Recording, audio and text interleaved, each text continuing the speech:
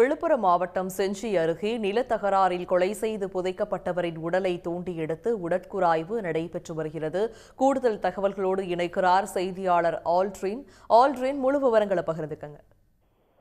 விழுப்புரம் மாவட்டம் செஞ்சி அடுத்த மேல்வளக்கூர் பகுதியில் கடந்த 16ஆம் தேதி சென்னையை சேர்ந்த குமார் என்பவரை கடத்தி கொலை செய்து அவரது உடலை அதாவது மேல்வளக்கூர் மலை அடிவாரத்தில் உள்ள பள்ளத்தில் குழி தோண்டி புதைத்து சம்பவம் பெரும் அதிர்ச்சியை ஏற்படுத்தியது.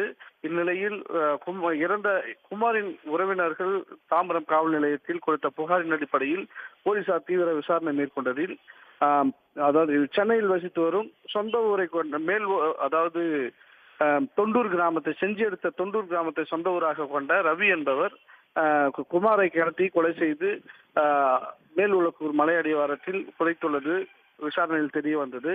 இதனையடுத்து தாம்பரம் போலீசார் நேற்று குற்றவாளியான ரவியை காரில் அழைத்து வந்து சம்பவ இடத்தை காண்பித்த பிறகு போலீசார் நேற்று நேரமானதால் இரவு வந்ததால் நேற்று உடற்கூராய்வு செய்ய முடியாத நிலையில் இன்று செஞ்சி வட்டாட்சியர் ஏழுமலை முன்னிலையில் முண்டியம்பாக்கம் அரசு தலைமை மருத்துவர்கள் இன்று உடற்கூராய்வை தற்போது இறந்தவரின் உடலை எடுத்து செய்து வருகின்றனர்.